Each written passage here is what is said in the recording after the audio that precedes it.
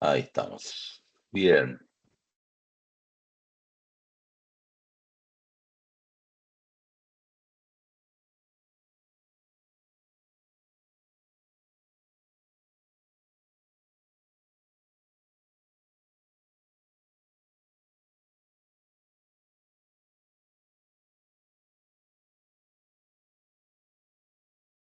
Espero que estén viendo la placa, sistemas administrativos. Se ve, Sí, se ¿no? ve. ¿Verdad? Sí, sí. Bueno, bueno. Sí, se ve. Gracias. Muchas gracias. Bueno, hoy entramos a un tema, conflictos. No es que vamos a ver todos los tipos de conflictos, vamos a entrarle a ese tema.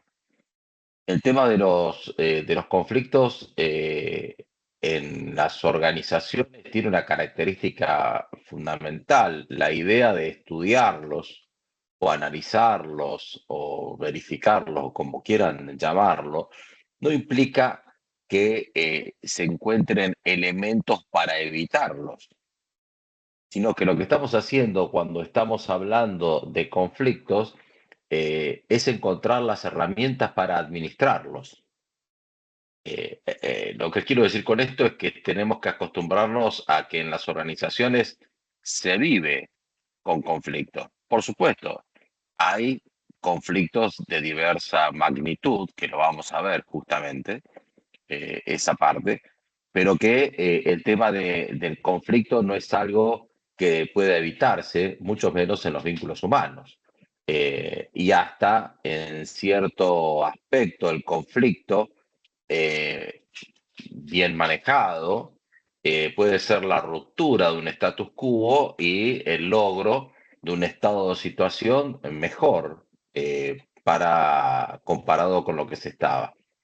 En esa, bajo esa circunstancia o esos preconceptos del tema del conflicto, nosotros entramos a eh, las características del conflicto, que es una naturaleza humana, como les dije, no se trata de evitarlos, tienen un mensaje implícito.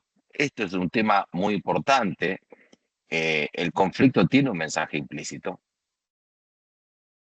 No, no es en vano que una persona entre en conflicto.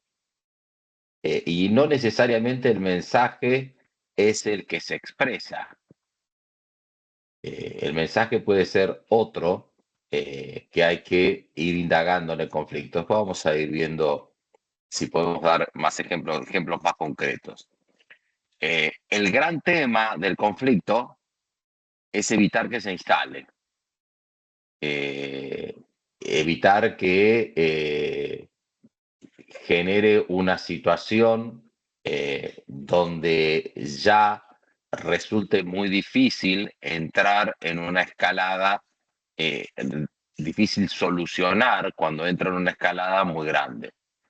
Vamos a un conflicto gravísimo que está viviendo el mundo, el conflicto de Medio Oriente, por ejemplo. El conflicto de Medio Oriente tiene una escalada en este momento de muy difícil acceso, de muy difícil, ni siquiera solución, sino de muy difícil poder eh, dialogar con las distintas partes involucradas en un conflicto de tamaña magnitud como que estamos viviendo actualmente.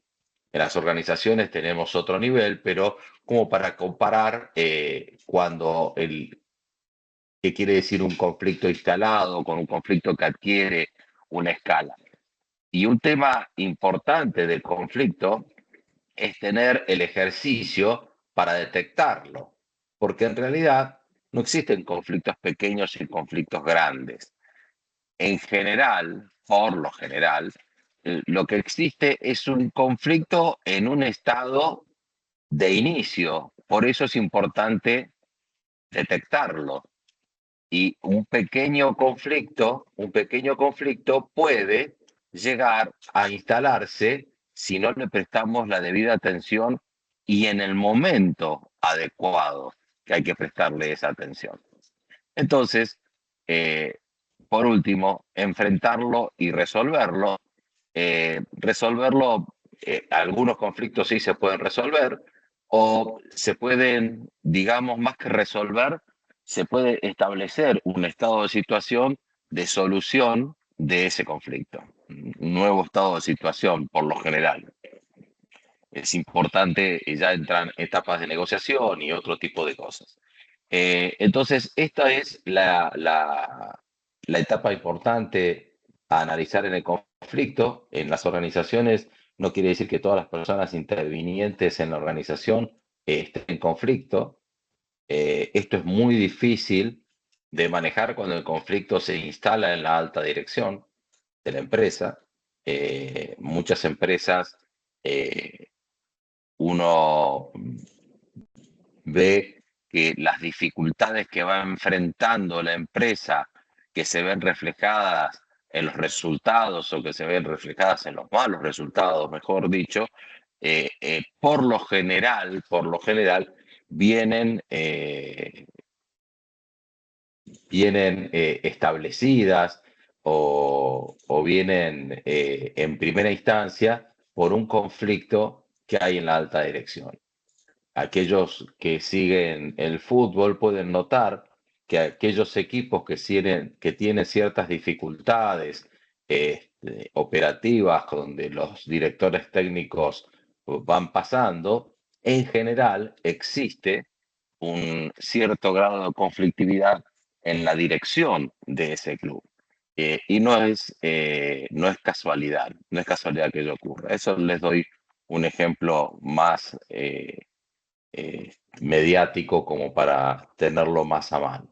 En las organizaciones pasa lo mismo, en todas las organizaciones pasa lo mismo. Cuando se detecta un conflicto en la alta dirección, es muy probable o altamente probable, no que el conflicto se irradie por toda la organización, pero sí que tenga efectos sobre toda la organización, fundamentalmente porque la alta dirección va a estar abocada, gran esfuerzo abocada en la disputa de ese conflicto y no en la solución de ese conflicto. Ya cuando el conflicto está instalado, las energías se van en la disputa del conflicto y no en enfrentarlo y resolverlo, que ese es otro de los pasos, ¿no? Enfrentar y resolver el conflicto. Bien,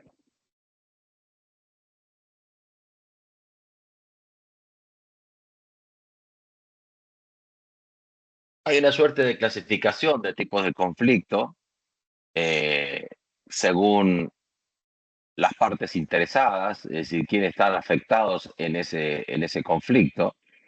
Uno podría llegar a decir que según las partes interesadas, ese conflicto es de magnitud o no es de magnitud, en principio, sin desmerecer esto a ninguna de las personas, pero una cosa es un conflicto dentro de un equipo y una cosa es un conflicto entre dos organizaciones, por ejemplo. Según las causas que lo generan y según su naturaleza. Esas son las tres clasificaciones, digamos, más importantes que se puede dar sobre el conflicto.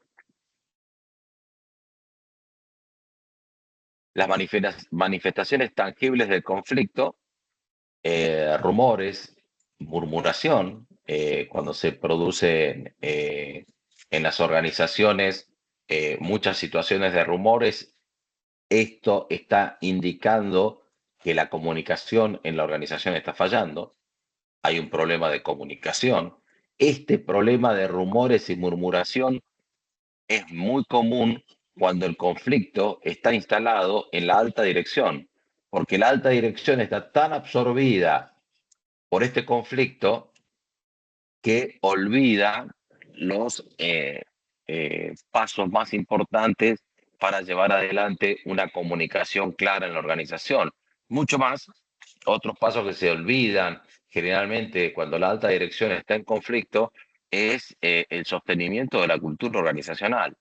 Y eso lleva a un reemplazo por parte de quienes integran la organización del sistema formal de comunicación o el sistema o el sistema de comunicación general de la empresa, con lo cual comienzan los rumores y la murmuración. Es una de las características típicas de las empresas bajo conflicto. Insisto, el tema es, hay problemas de comunicación, todavía no sabemos quién es el que tiene, dónde está el conflicto. Por ahora lo único que tenemos son manifestaciones tangibles del conflicto. Estas son algunas de las manifestaciones con lo cual uno puede llegar a determinar que algo está fallando. Obviamente el acoso laboral siempre y cuando no sea una cosa aislada, siempre y cuando no sea una cosa aislada. Si no es una cosa aislada, es una, una situación importante de conflicto, ni que hablar de la discriminación laboral. Comportamientos tóxicos, esto es bastante difícil de definir lo que es la toxicidad, ¿no? Pero está muy enganchado con el acoso laboral, eh, y bueno, y otros tipos de acoso, ¿no? Que son mucho más graves todavía. Pero estamos hablando del comportamiento tóxico, es aquel comportamiento que lleva, y ahora vamos a analizar un poco ese comportamiento tóxico más adelante, es una situación en la cual hay una suerte de persecución, por decirlo de alguna manera, sobre algunos aspectos o algunos sectores de la organización, o algunas personas de la organización, o la organización en general. Existe un ambiente tóxico, donde hay un exceso de competencia. El exceso de competencia puede estar determinada por la falta de la determinación de normas. Recuerden que una de las temas del liderazgo era, uno de los 10 errores del liderazgo era dejar de establecer normas. Bueno, el exceso de competencia se llama exceso de competencia cuando estamos realmente en un ambiente donde ese exceso de competencia comienza a ser tóxico,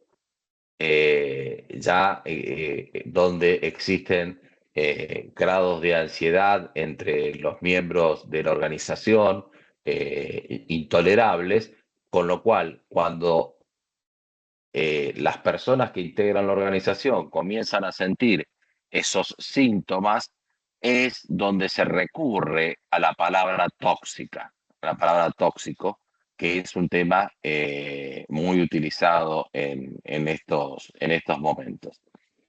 Y la falta de compañerismo, la falta de sinergia, la falta de cohesión en los equipos, resumidas como un concepto de falta de compañerismo, de falta de lealtad entre los miembros de la organización, es otro de los aspectos o manifestaciones tangibles del conflicto. Hay muchas otras, pero las más importantes son estas. Uno de, de los aspectos importantes que tiene el conflicto es establecer justamente sus manifestaciones para poder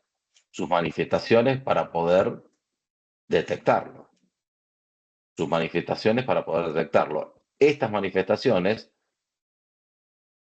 establecen una marca como diciendo, atención, aquí está pasando algo, y de allí en más hay que trabajar para poder detectar las fuentes del conflicto, que eso es un tema más difícil de determinar cuando, insisto, cuando el conflicto ya está instalado, cuando el conflicto ya está instalado. Por eso es importante, muchas veces me ha tocado en mi actividad profesional entrar en organizaciones donde las manifestaciones estaban absolutamente latentes y obviamente, la detección y enfrentar los conflictos son sumamente dolorosos, sumamente dolorosos. Con lo cual, cuando existen factores, una serie de factores, eh, simultáneos que se presentan en la organización, como los que estamos describiendo, eh, obviamente que encararlos y solucionarlos requieren de un gran costo, eh, puesto que hay muchos intereses en juego y en un momento determinado uno tiene que tomar la decisión y decir, bueno, vamos a ir para otro lado. Una de las manifestaciones que se producen cuando uno se está en conflicto es que empieza en la organización, uno empieza a preguntar a las personas que integran la organización y un grupo de personas opina que la organización debería ir para allá, otro grupo de personas opina que la organización debería ir para allá, otros grupos de personas opina que la organización debe ir para allá. Entonces, cuando hay pero ¿por qué surgen estas situaciones? Porque como la organización está en un conflicto muy fuerte, ha perdido la capacidad de establecer el rumbo de la organización. Y este rumbo es suplido no por mala voluntad, sino por como respuesta a la falta de comunicación, como respuesta a la falta de comunicación, y por eso surgen los rumores, la murmuración, con esta falta de comunicación, distintos grupos de personas que, acuérdense del concepto acá viene el concepto de percepción y de todo ese tipo de cosas, creen sinceramente que el rumbo de la organización debe ser lo que estaba marcado. Cuando la organización rompe con esta situación y dice, bueno, voy en definitiva a partir de ahora a establecer el rumbo, es cuando se genera el conflicto porque si la organización dice vamos a ir para allá, vamos a ir para allá, este grupo de personas no está tan desviado, este grupo de personas está muy desviada y este grupo de personas está muy desviada. Con lo cual, estos son los grados y los costos que uno tiene que asumir cuando en una organización que está en alto grado de conflictividad hay que establecer un rumbo determinado.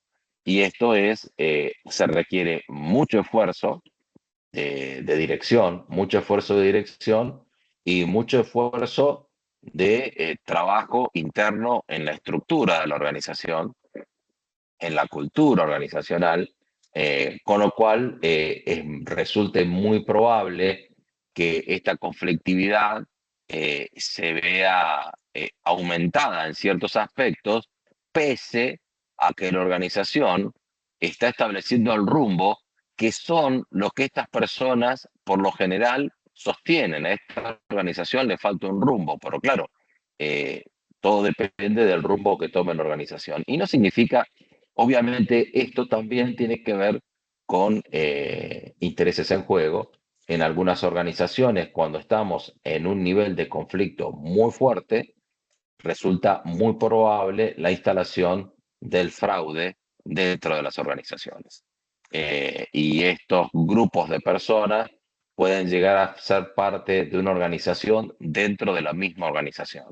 No estoy hablando de una organización criminal, pero estamos hablando de una situación de fraude organizacional que suele darse en aquellas organizaciones que están con un grado de conflictividad muy alto. Con lo cual, eh, si uno asume, como estamos viendo en este curso, desde el punto de vista de la dirección general, asumir la dirección general en este tipo de organizaciones suele ser todo un desafío porque eliminar todos estos comportamientos requieren de muchísimo, muchísimo esfuerzo y donde eh, por lo general no es seguido por toda la dotación existente en la organización.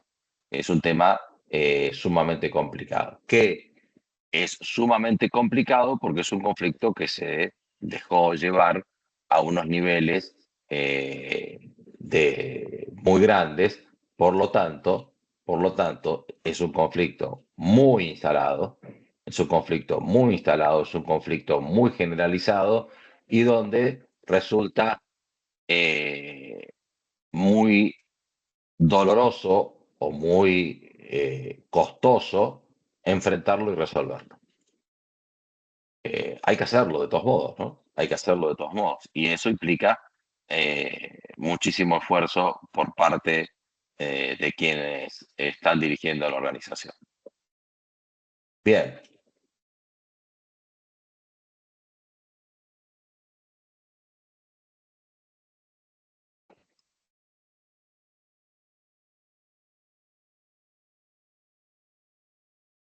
estamos viendo las- el conflicto ya eh, establecido en un equipo, eh, establecido Lencioni es quien lo estableció, donde establece las 5 disfunciones en un equipo eh, que están vinculadas al conflicto.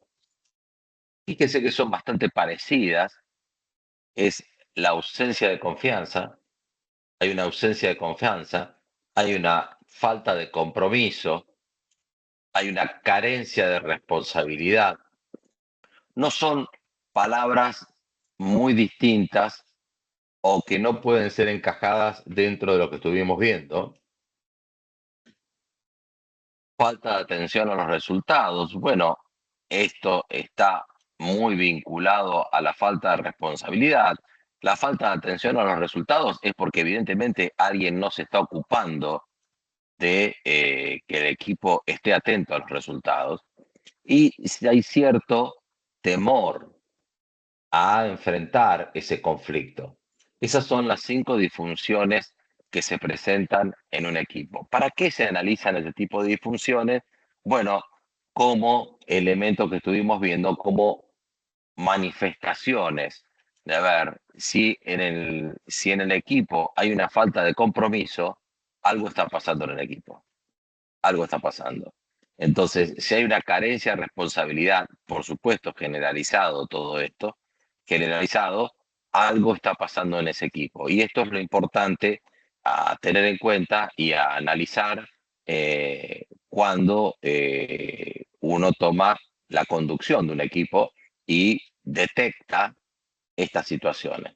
Si nosotros relacionamos estas situaciones, la falta de compromiso, de responsabilidad, la falta de atención a los resultados, con las necesidades para formar un equipo eficiente que vimos en la primera parte del cuatrimestre, podemos tener una idea de la situación en la cual se puede encontrar el equipo que nos tocó en suerte dirigir, que es muchas veces es lo que pasa, es solucionar este tipo de conflictos, se lo hace sobre la base de solucionar quién conduce al equipo, al liderazgo del equipo.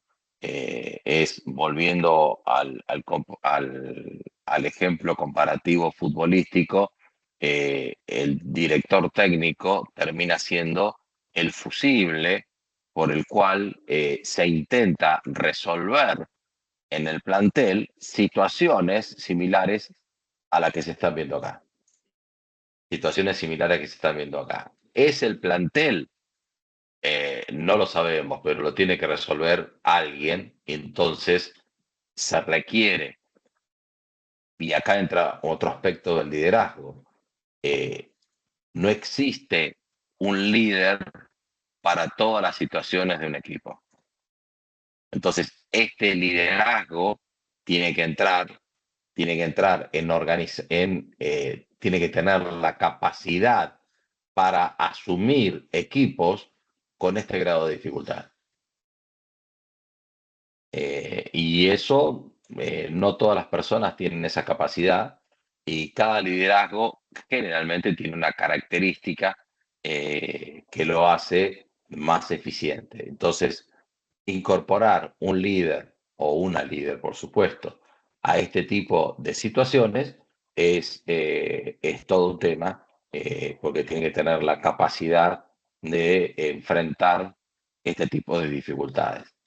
Claro, si el líder de este equipo no cuenta con el apoyo de la dirección general de la empresa, muy seguramente sea el próximo fusible. Si la dirección de la empresa está imbuida en este conflicto o es una de las responsables de este conflicto, el esfuerzo de este líder está condenado al fracaso, o gran parte del esfuerzo está condenado al fracaso, porque las fuentes del conflicto no están originadas internamente en el equipo, sino que vienen establecidas por parte de la dirección general. En general, valga la redundancia, en las organizaciones los problemas comienzan cuando la dirección general empieza a tener dificultades de coordinación entre ellos mismos.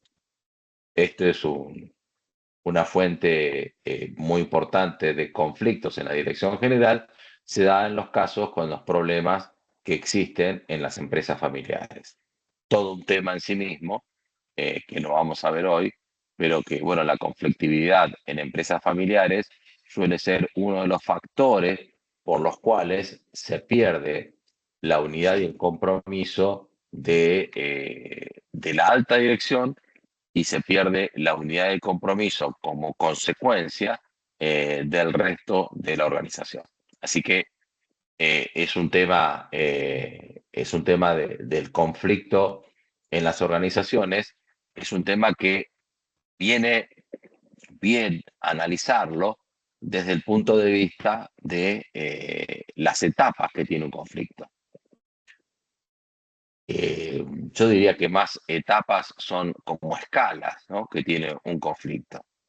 Entonces, la fase de un conflicto comienza con el origen. Y esto es todo un tema, porque nosotros lo decimos muy fácil, el origen del conflicto, pero hay que estar muy atentos con esta etapa.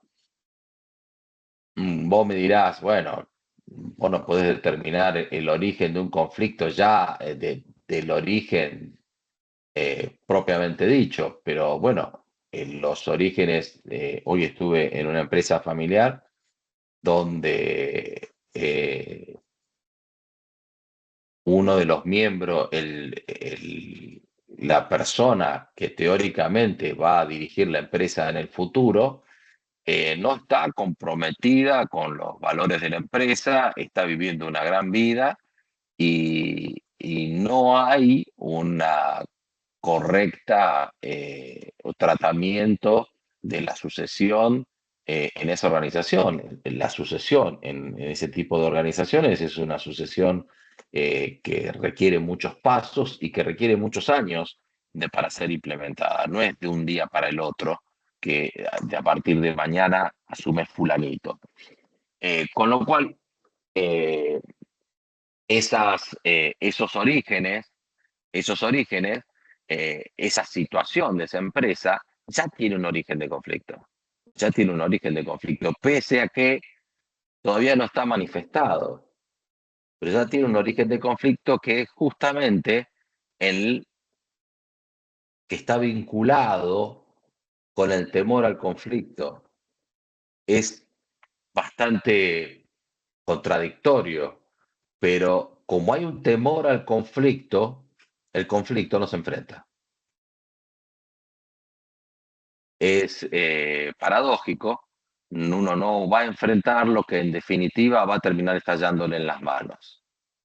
Y claro, porque tenemos otra fase más, una fase que es la fase latente, casi como les estoy manifestando, como el ejemplo que les acabé de manifestar, hay algo latente que puede llegar a ser una fuente de conflicto en el futuro.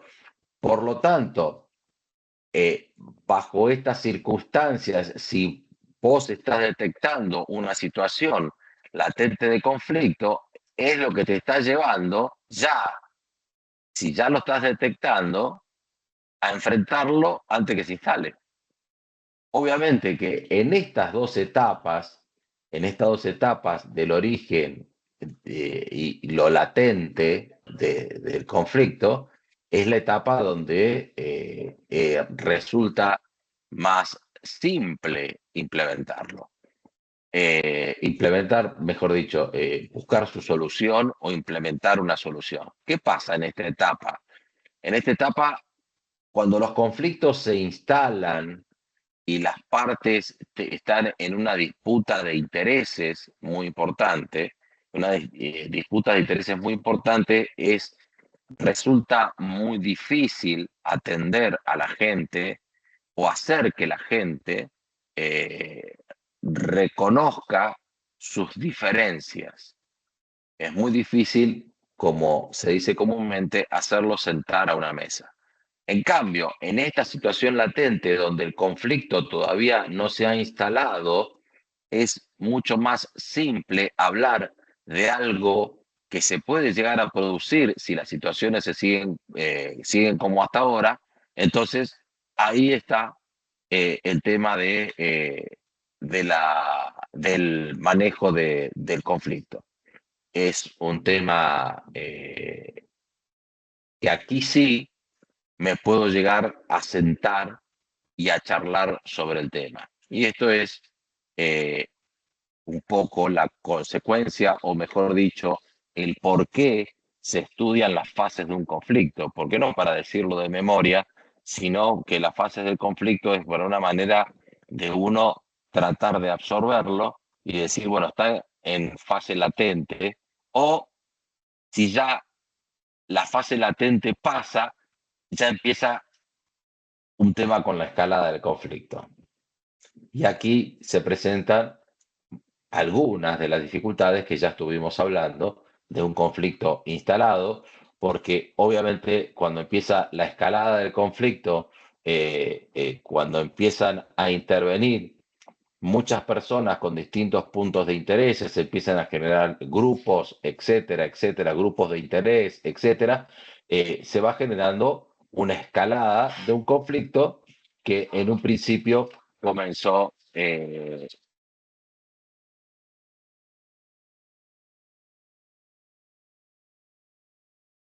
Un segundo, por favor.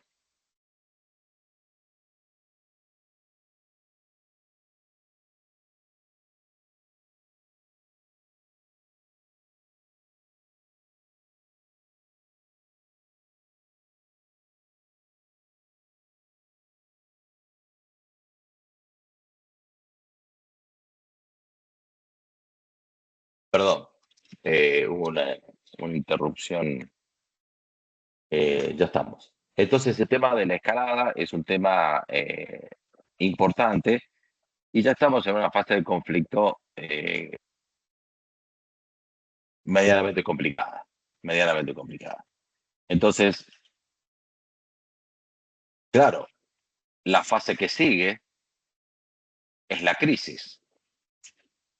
Entonces, cuando uno ya tiene la fase siguiente es la crisis, ya está instalado, entonces la dificultad, ya está instalado todas estas cuestiones que estuvimos viendo, algunas de ellas, no necesariamente todas, algunas de las disfunciones del equipo, pero ya está armada la crisis, con lo cual es más difícil aún, es más difícil aún entrarle a este problema.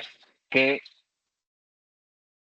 la parte más importante para tener en cuenta es cuando el conflicto está latente, cuando el conflicto está latente. Muchas de las situaciones que estamos viviendo en el país son dificultosas arreglarlas porque, bueno, en la década del 70 el país tenía un 5% de pobreza, ahora tiene un 50% de pobreza. Entonces, algo hicimos mal, no importan los partidos políticos, no importa, acá como sociedad, algo hicimos mal. Ahora la crisis está instalada. Ahora tenemos un 50% de pobreza. No es lo mismo atender a la pobreza cuando está en un 50% que atender a la pobreza cuando estaba en una situación latente de un 5%. Es decir, señores, tenemos un 5% de pobreza, no es lo mismo atender el 5% de la población en tema de pobreza que atender al 50% de la población en pobreza. Entonces, eh, las crisis se hacen más difíciles de solucionar.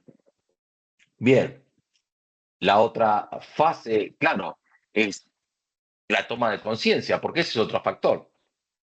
Este es otro factor muy importante, es tener conciencia de la dificultad en la cual estamos. Casi diría que en esta fase de conciencia comienza la fase de decir, bueno, no importa cómo llegamos hasta acá, eh, pero tomemos conciencia que tenemos un 50% de pobreza. Entonces, no tiene importancia casi ni cómo llegamos a esta situación, sino, olvídense de las situaciones políticas, no quiero entrar en esos temas, ¿no? Estoy dando un ejemplo generalizado que se me ocurrió así mientras estoy hablando. Es decir, pero ya tomás conciencia, porque si vos no tomás conciencia de la situación, eh, de que ¿cuál es tomar conciencia? Conciencia es, no puedo seguir como estoy. Entonces, si no puedo seguir como estoy, tengo que buscar algo. Todavía no tenés la solución, pero por lo menos tomaste esa decisión de decir, no puedo seguir como estoy. Y es una decisión sumamente importante, esta, la de tomar conciencia. No podemos seguir así. No podemos seguir así. Y eso es una situación sumamente importante.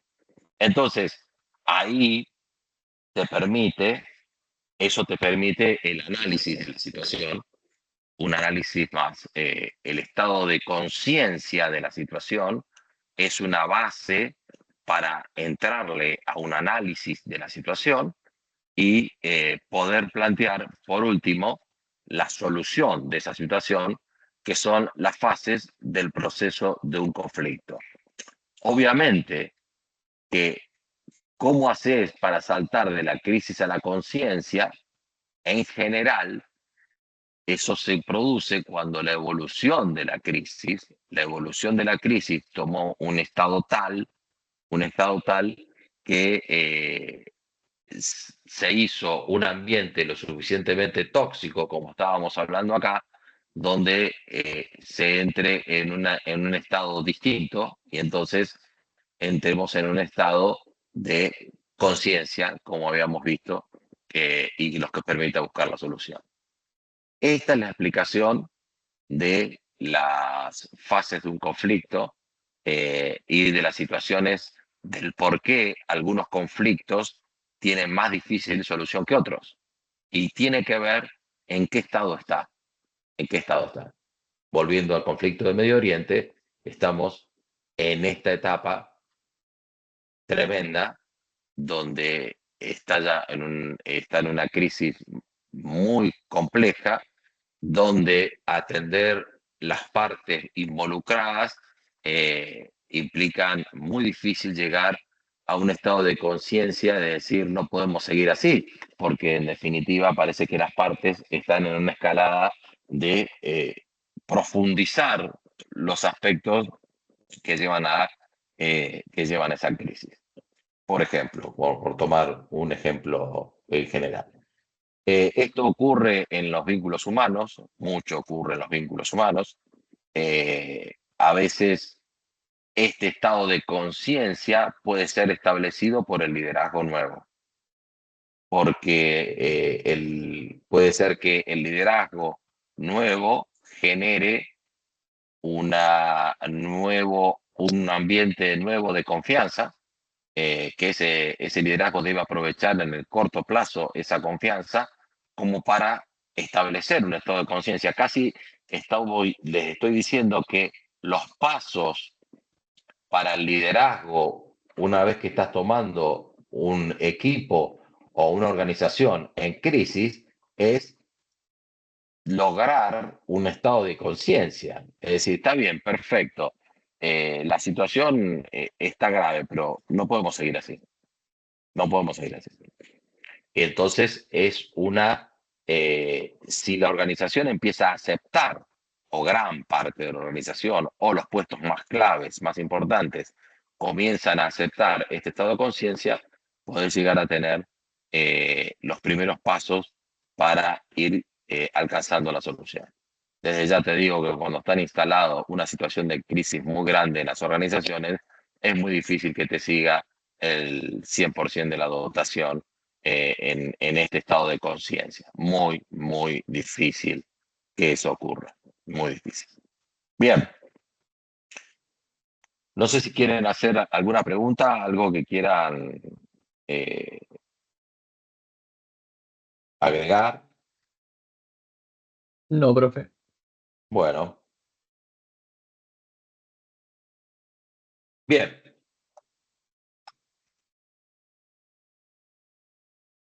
Este es un tema que yo lo voy a dar, el tema que viene, que es el triángulo dramático, se llama. Este es un triángulo que se suele dar entre las personas de un equipo de trabajo, donde por lo general encontramos una persona que tiene las características del Salvador, que todo lo puede, que está para atender a todos, que se ocupa de todos los problemas. Está el perseguidor, aquella persona que está para destacarse para destacar todos los problemas que hay, que está permanentemente eh, presionando sobre esos problemas, y justamente la otra punta que falta a el perseguidor que persigue a su víctima y el salvador que trata de salvarla es justamente la víctima. Claro, la víctima se enfrasca en una situación de no puedo, donde en general suele ser esto que estoy mencionando. Este triángulo dramático es un estudio psicológico que que es muy probable que en algunos equipos se caigan en este tipo de situaciones, en este tipo de triangulación de salvador, perseguidor, víctima, y donde algunas personas solemos en algún momento de, de- del vínculo con la organización o nuestro vínculo con distintos aspectos en victimizarnos y asumir este rol, o bien asumir el rol de no victimizarnos, pero perseguir a aquellos que no cumplen con lo que nosotros creemos que debería realizarse, o aquellas personas que están en un rol más de el salvataje sobre aquellos que no pueden.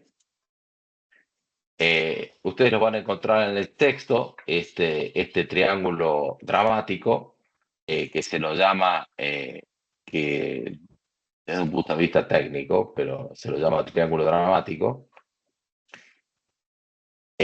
donde suele ocurrir lo siguiente: el salvador, cansado de salvar, pasa a perseguir a la víctima.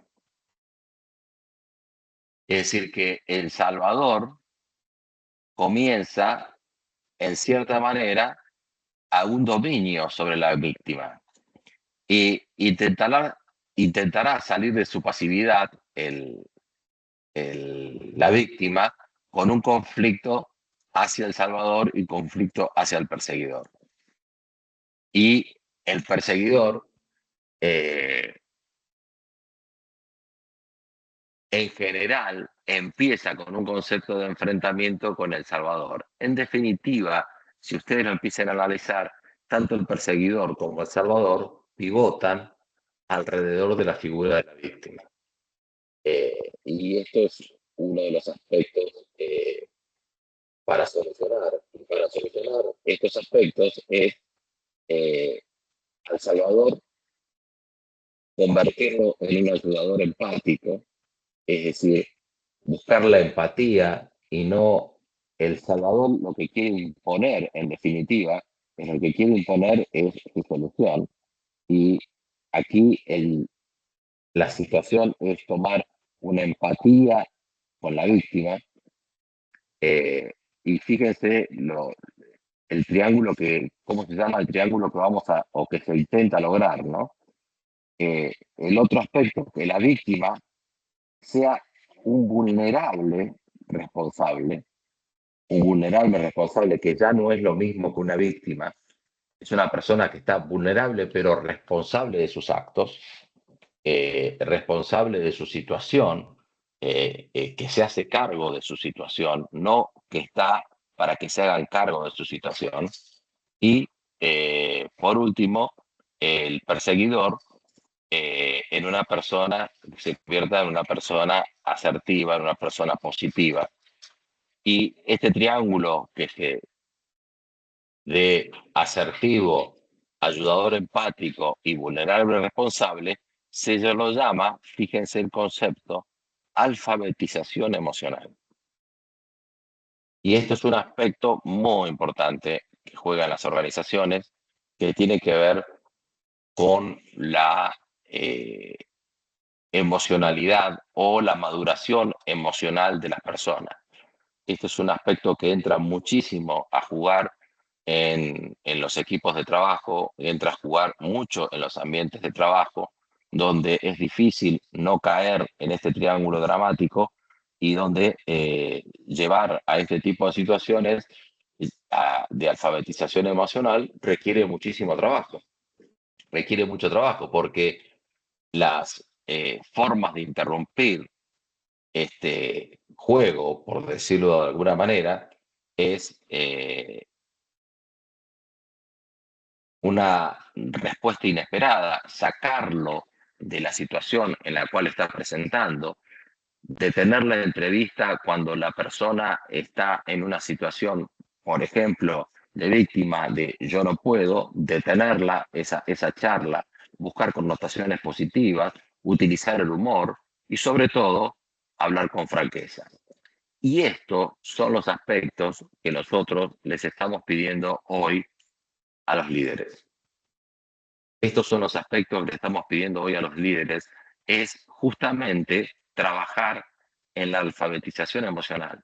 Por eso buscamos la empatía en el liderazgo, buscamos la empatía en el liderazgo, buscamos la responsabilidad en el liderazgo. ¿Por qué? Porque justamente el liderazgo lo que tiene que hacer es tratar con personas. Si vos sos líder y no te gustan las personas, es muy difícil que puedas llegar a un buen puerto, porque hoy el tema emocional en las organizaciones es un aspecto sumamente importante y que entra a jugar muy fuertemente y que debe ser tratado y que existen ciertas recomendaciones. Las letritas están un poco chiquitas, pero primero no ayude sin un contrato. ¿Esto qué quiere decir? No ayude sin un compromiso por parte del otro. Vos no puedes ayudar a una persona y hacer todo vos. Yo te ayudo, pero vos a qué te comprometes. Por eso se dice sin un contrato.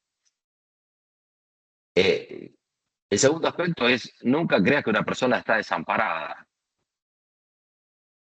Justamente es el rol que que suele asumir la víctima.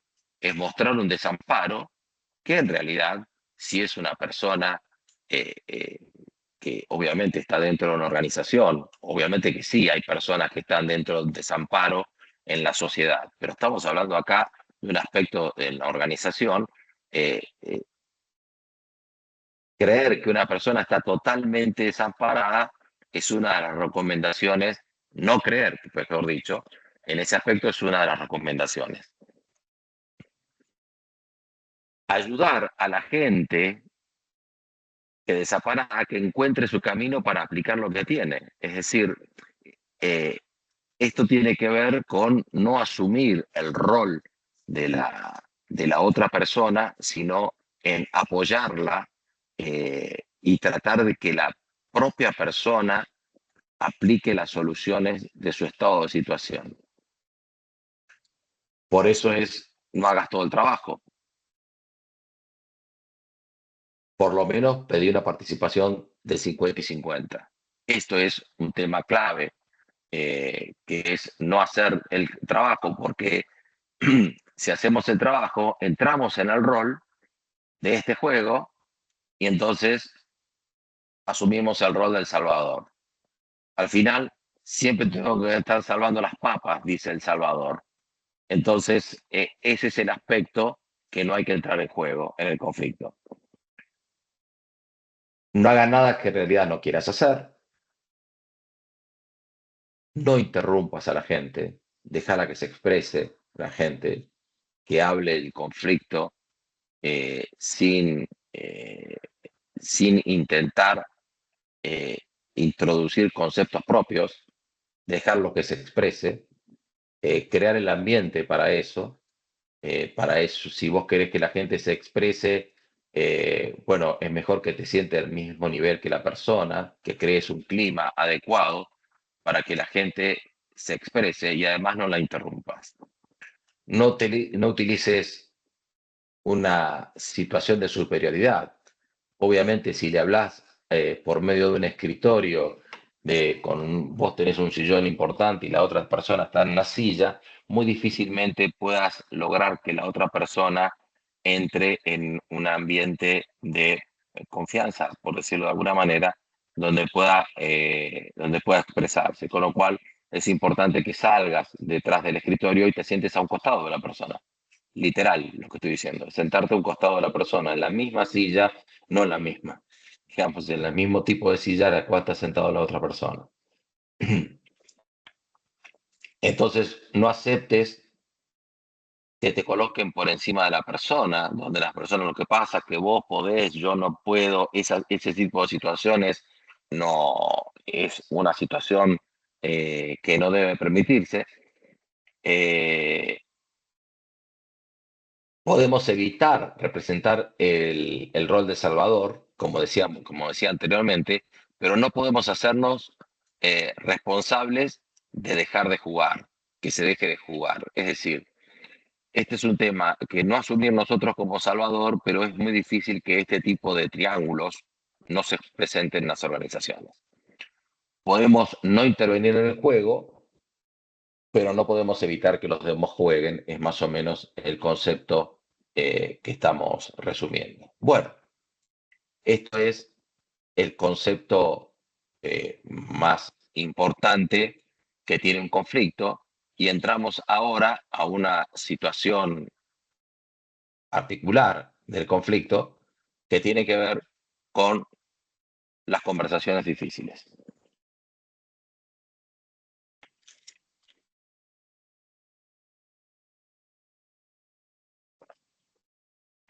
¿Qué es una conversación difícil? Es todo aquello que nos resulta difícil enfrentar. Son todas aquellas conversaciones que por alguno u otro motivo no las llevamos adelante. Por temor al conflicto, por temor a quedar vulnerables, por temor a ser dañados.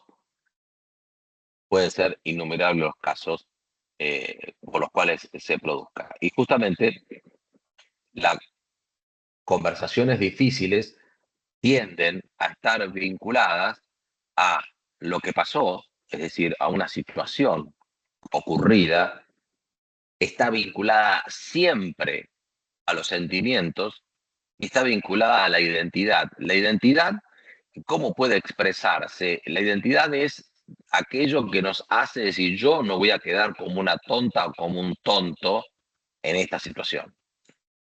Ahí está en juego nuestra identidad. Ahí está en juego nuestra identidad. Entonces, la estructura de las conversaciones difíciles tiene que ver con las conversaciones de lo que pasó, donde en las conversaciones de lo que pasó se habla el marco de la culpa. es decir, cuando vos a un chico sentís un ruido y hay una criatura en otro ambiente y sentís un ruido y vos gritás, ¿qué pasó? La respuesta de la otra parte es generalmente nada, porque el marco de la culpa, buscar la culpa, la otra persona entra en una situación de defensa y lo más probable que haga es nada y que lo que rompió lo ponga debajo de la alfombra, ¿no? Es una situación que tiene las características de las conversaciones difíciles. de lo que pasó, la conversación de lo que pasó, los sentimientos y la identidad.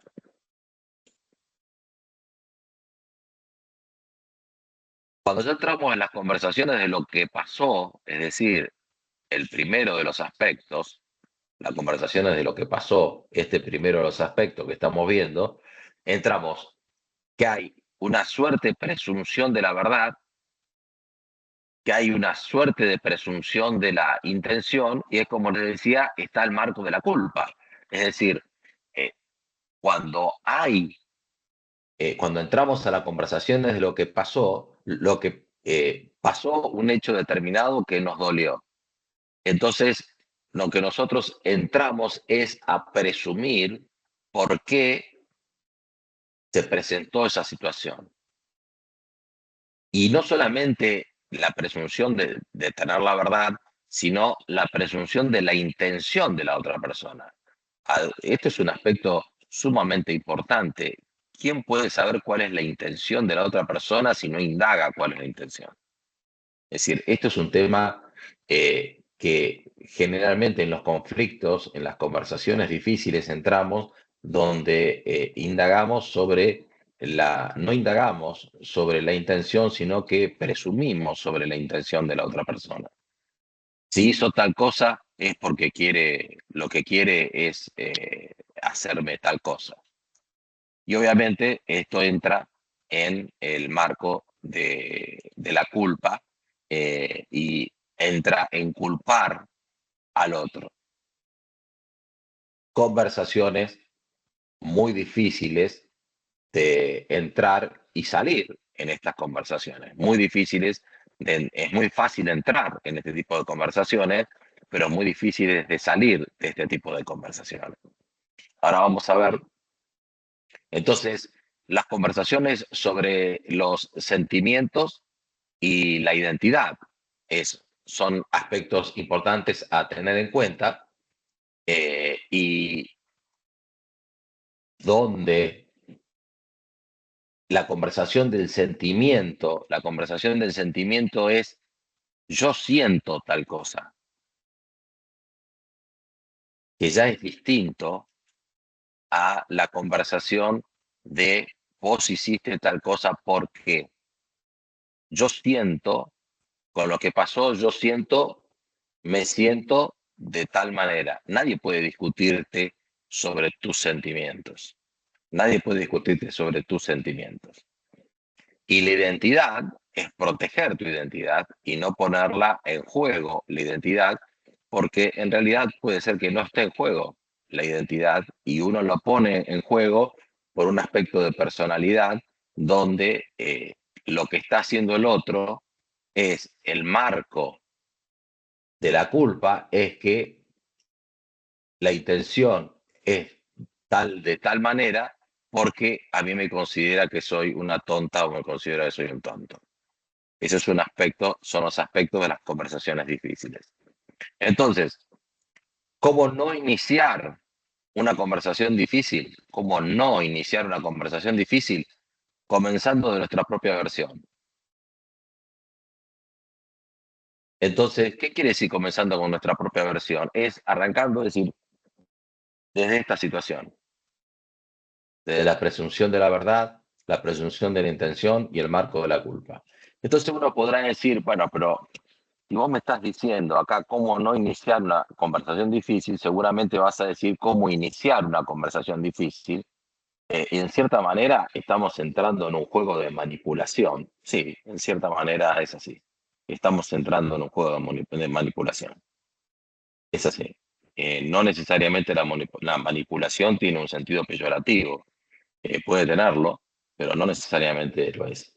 Y entonces el otro aspecto es atacando la identidad del otro. Porque cuando atacás la identidad del otro, inmediatamente la otra persona se pone en la defensiva. Inmediatamente. Entonces, y ahora vamos a ver cómo juegan estos aspectos. Vos tenés, por ejemplo, sí, se los leo porque está chiquito, no sé cómo lo ven ustedes. Si sigues presionando para obtener el control de este proyecto, vamos a terminar en una disputa con el sector de marketing y nos caerán con todo el peso sobre nuestro equipo. Esta es la frase inicial, siguiendo cómo no iniciar las conversaciones difíciles. Este es un ejemplo.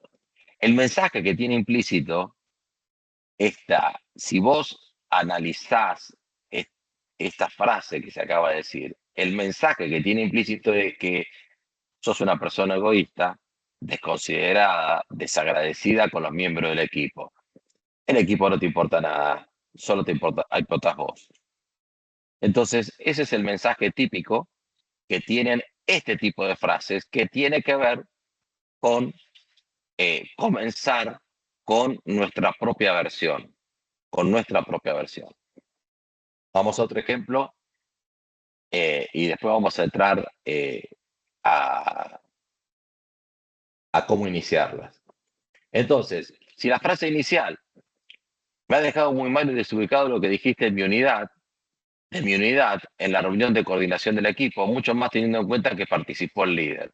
Obviamente, en estos aspectos, lo que entras es, en el mejor de los casos, sos un tarado, de lo contrario, sos una porquería porque me traicionaste. Es decir, si entras en este aspecto, si entras desde este aspecto.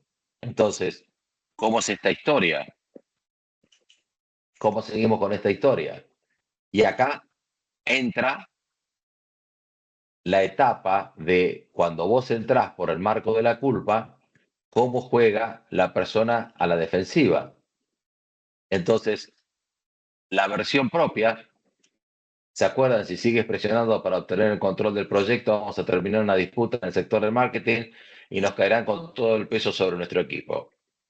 Y entonces acá encontramos la tercera versión para iniciar una conversación difícil.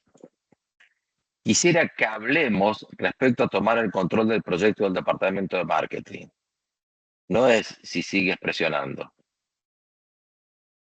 Quisiéramos que hablemos respecto, resulta obvio que ambos tenemos interpretaciones distintas. No vamos a terminar en una disputa con el sector de marketing directamente. Por más que vos tengas esa apreciación, nadie está diciendo renunciar a esa apreciación. Resulta obvio que tenemos interpretaciones distintas sobre los efectos del equipo. Quería que analicemos, se termina con una invitación, quería que analicemos nuestros puntos de vista y lo que sentimos sobre este tema, lo que sentimos sobre este tema, lo que sentimos sobre este tema. Ambos conocemos el poder de ese departamento en la empresa.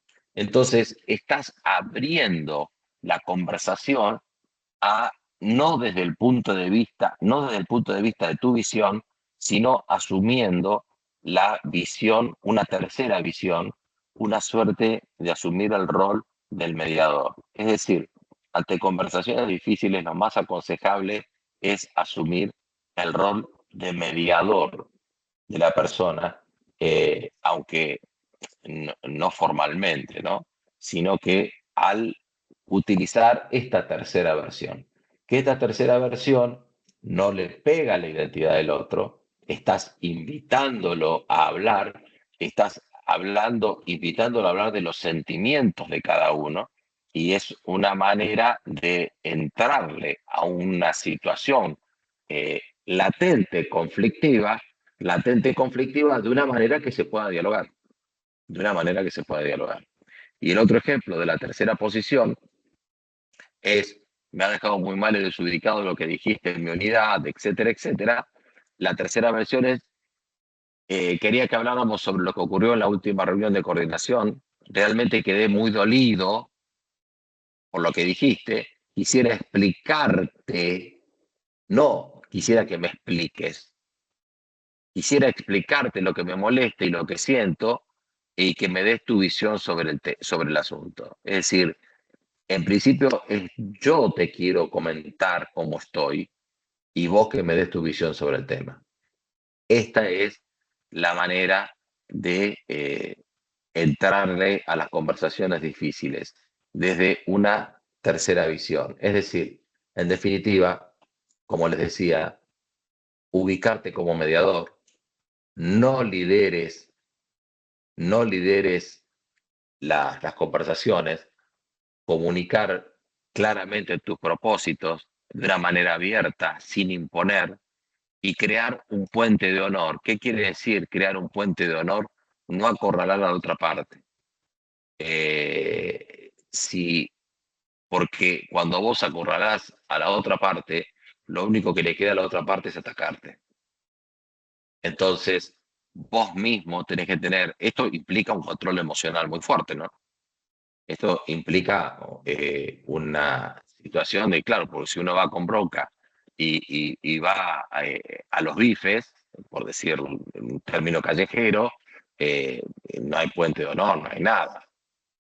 Entonces, siempre hay que dejarle una salida a la otra parte, como por eso se lo llama puente de honor, hay que dejarle una cierta salida para que esa persona no se abroquele, porque si se abroquela es muy difícil sacarla de esa situación después, porque en definitiva, si vos te estás juntando a conversar con esa persona, es porque te interesa el vínculo con esa persona, que puede ser un vínculo laboral, puede ser un vínculo emocional, puede ser cualquier tipo de vínculo, que vos querés de alguna manera que te está molestando y que querés llevar a una solución. Y lo último para considerar como las conversaciones difíciles es escuchar para comprender. Sinceramente, esto se llama escucha activa, escuchar para comprender, no escuchar para contestar, sino para comprender lo que dice el otro. Las palabras son importantes, cuando la otra persona habla es por algo, cuando dice una palabra es por algo. Distingue los sentimientos que existen detrás de los argumentos y las acusaciones. Así que siempre hay sentimientos detrás de las argumentaciones. Parafrasea para saber si has entendido. Es decir, a ver, a ver si te entendí. Vos lo que estás diciendo es tal cosa, tal cosa, tal cosa. Esto es importante como para, en cierta manera, reforzar lo que la otra persona está diciendo sobre el lado de tu escucha activa, sobre el lado de tu escucha activa, tomar lo que la otra persona te está haciendo y como una suerte de acta, por decirlo de alguna manera, que vas haciendo de la charla. Pero yo te pregunté, recién te pregunté si era así, así, así, vos me dijiste que sí. Es importante como para ir afirmando algunas cosas que se van, algunas palabras que se van diciendo en la conversación y que en el fragor de la conversación puede ser que se olvide. Comunicar claramente tu punto de vista, comunicar claramente tu punto de vista, replantear en caso de no encontrar el camino.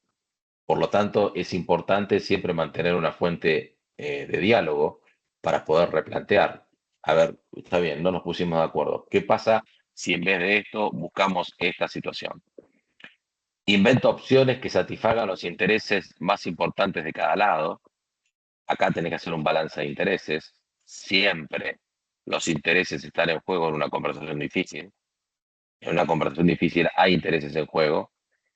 Puede haber sentimientos que estén vinculados a esos intereses, pero hay que inventar opciones.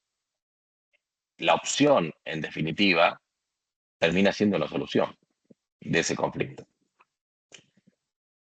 Siempre hay que tener en cuenta el cuidado mutuo, cuidar a la otra parte, no lastimarla a la otra parte y mantener siempre abierta la comunicación.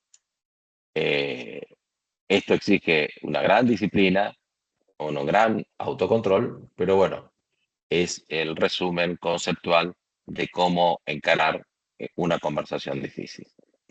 Y bueno, llegamos al final del conflicto, un concepto difícil, es un concepto que requiere mucho diálogo, mucha empatía, con lo cual es importante que tenerlo en cuenta, no saberlo de memoria, pero tener algunos tips como para encarar conversaciones que nos suelen resultar difíciles. Bien, hemos terminado. No sé si tienen alguna pregunta o algo que quieran decir.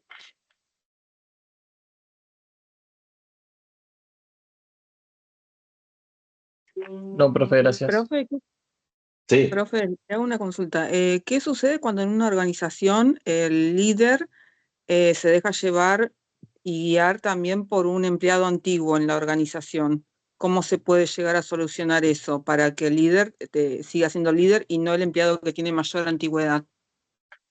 Bueno, ese es el problema del líder, ¿no? Ya hemos elegido el líder equivocado directamente. Bueno, dejarse llevar, ya cuando vos hablas de la palabra dejarse llevar, implica que el líder está aplicando conceptos que no le son propios. Y bueno, justamente uno puede escuchar, es importante escuchar. Es importante escuchar a una persona de muchos años, pero la persona de muchos años tiene un doble aspecto, ¿no? Puede darte mucha información, pero te da información de la historia. Y a veces las soluciones de los conflictos requieren nuevas soluciones.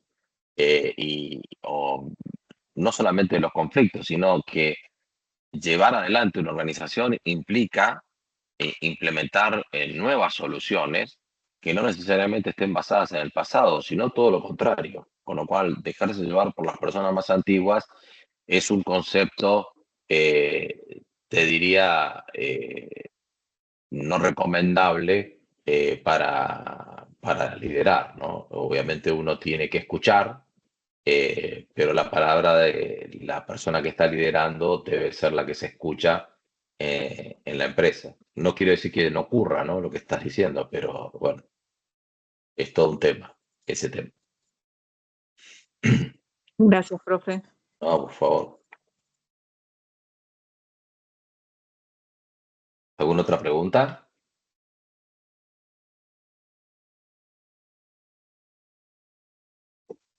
Le hago una, profe. Con respecto a las manifestaciones tangibles, ¿podría dar un ejemplo de discriminación laboral? ¿Cómo sería esa situación? De discriminación laboral, bueno, tengo muchas, desde el punto de vista discriminar porque la persona no está tan en línea con la idea dominante del equipo, con lo cual la persona se la discrimina en los aumentos, se la discrimina en el trato, se la discrimina en varios aspectos respecto a las otras personas. Siempre la discriminación es una situación relativa, ¿no? Es decir, relativa, me refiero porque es relacionada a otra situación.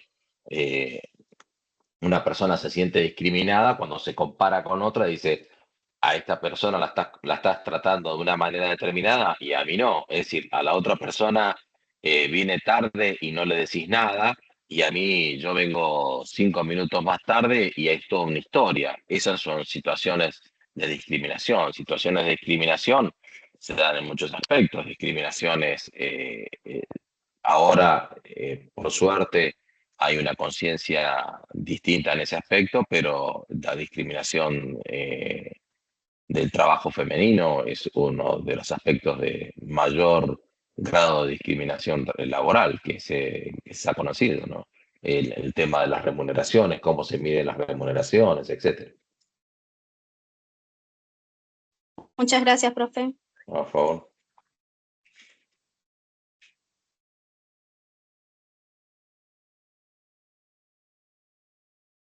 Bueno, nos estamos viendo entonces el próximo jueves. El lunes no, reitero, no hay clases. Yo de todos modos les voy a mandar el mail para avisarles, pero bueno, gracias y nos estamos viendo y que tengan un buen fin de semana. Chao, profe, gracias. Gracias, Gracias, profe. profe, Que tenga buen igualmente. fin Nos de- vemos.